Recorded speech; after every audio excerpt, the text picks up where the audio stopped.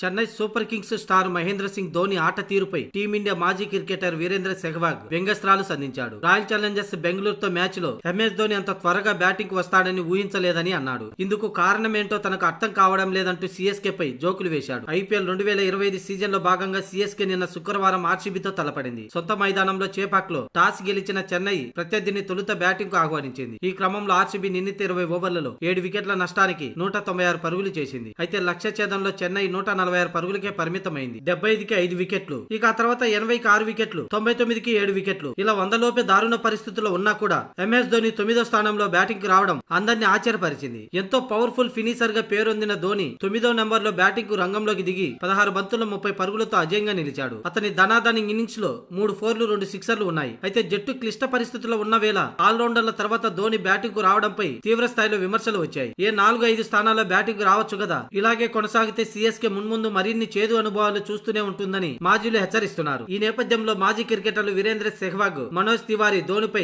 జోకులు వేశారు. సెహ్వాగ్ మాట్లాడుతూ ఈసారి చాలా తొందరగానే బ్యాటింగ్ వచ్చాడే అని సెటైర్ వేయగా, అవును నేనైతే అతడు 10వ స్థానంలో వస్తాడేమో అనుకున్నా అని మనోజ్ తివారీ బదులిచ్చాడు. 16 ఓవర్ల ఆట పూర్తయిన తర్వాత వచ్చాడు. మామూలుగా అయితే 19 లేదా 20 ఓవర్లలో అతడు బ్యాటింగ్ వస్తాడు, కానీ ఈసారి 16 ఓవర్లో బ్యాటింగ్ రావడం త్వరగా వచ్చాడనిపించింది. అతడు ఇంత తొందరగా బ్యాటింగ్ వచ్చాడా లేదంటే మిగతా బ్యాటర్లు త్వరగా వికెట్లు కోల్పోయి అతన్ని రప్పించారా అని వ్యంగ్యంగా కామెంట్లు చేశాడు సెహ్వాగ్. ఈ మ్యాచ్ లో 30 పరుగులు చేసినా ఏం లాభం, జట్టుకి ఎలాంటి ఉపయోగం లేకుండా పోయిందని సిఎస్కే మేనేజ్మెంట్ ఏం ఆలోచిస్తుందో ధోని చెప్పినట్టు అన్నిటికీ తల ఊపుతుందేమో అర్థం కావటం లేదని సెహ్వాగ్ అన్నాడు. తాను ఎప్పుడు వస్తే అప్పుడే, ఎలా చెబితే అలా అన్నట్టుగా సిఎస్కే యాజమాన్యం ఉందని సెహ్వాగ్ పేర్కొన్నాడు.